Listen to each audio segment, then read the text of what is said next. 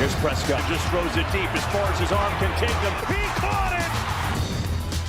Micah Parsons on the move. Micah Parsons is in! Welcome to the big show, Tony Pollard.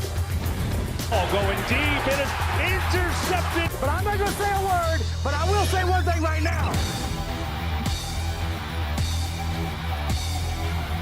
Prescott, touchdown. Good protection, and the pass wide open. Touchdown, Lamb.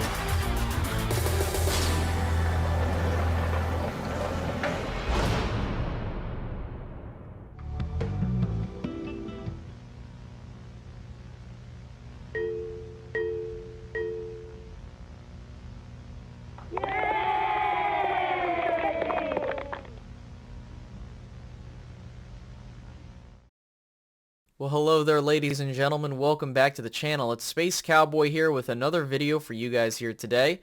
And we got to talk about this running back room and how things are unfolding there. Because we know who's running back 1, but after that, it's a big question mark for who's coming next at 2, 3, and 4 maybe? Do they hold 4 running backs? Well, let's get through that in today's video. Before we get fully into it, if you can hit the like button to show support for the channel as well as fight against the YouTube algorithm, that'd be greatly appreciated. Next, if you're new, by all means subscribe for more Cowboys content as it comes out and hit that notification bell.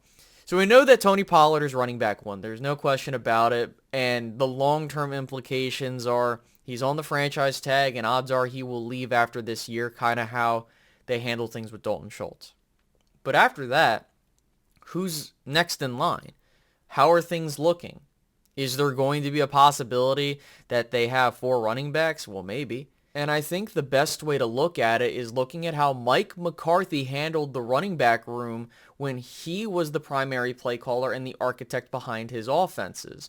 And you look at what happened in Green Bay, and he had a Swiss Army knife type of approach when it came to the running back position, right? You had a fullback in John Kuhn. You had a guy like Starks, number 44, I believe, where he was kind of the secondary guy that you can plug in and he can get you some yardage. You had Eddie Lacy who can be that bell cow or that primary ball handler. There was a lot of guys in that room that they would interchange. And of course, you know, towards the tail end, he brought in some other guys. But that's typically how Mike McCarthy has run things. And so you look at how Dallas is approaching it. You have Tony Pollard as running back 1, which is not a surprise. But then you don't really know who you have after that, because for the Dallas Cowboys and as fans, we're in unfamiliar territory because for the past 4 years, it's been Zeke, Pollard, and that's it. And knowing how the Cowboys have approached the running back position, they want to have that guy, but things could be changing here. So you look at Tony Pollard, all right, you know what, he's at least here for another year, and we'll see what happens there. But then you get to running back 2, and this is where I think Ronald Jones matters a lot more than we maybe think, because I was under the assumption that, he'll be here as a camp body and they'll pick someone else, which could be true. But, you know, we haven't heard any bad things about Ronald Jones, and also I think it's going to be more indicative of guys like Rico Dowdle, guys like Malik Davis and Duece Vaughn to step up, because assuming that Ronald Jones ends up being running back 2 because of the short yardage and stuff like that, which, speaking of which, you can probably get production out of Hunter Luepke, who's been doing really damn well at training camp given his opportunities. So I do think that Hunter Luepke is making the roster in this case. And then it just comes down to 2 and 3, right? Of, you know, if we're not counting the fullback as the running backs, but in this case you have to. I think that then it comes with the argument of who do you like more, Rico Dowdle, Malik Davis, or Duece Vaughn.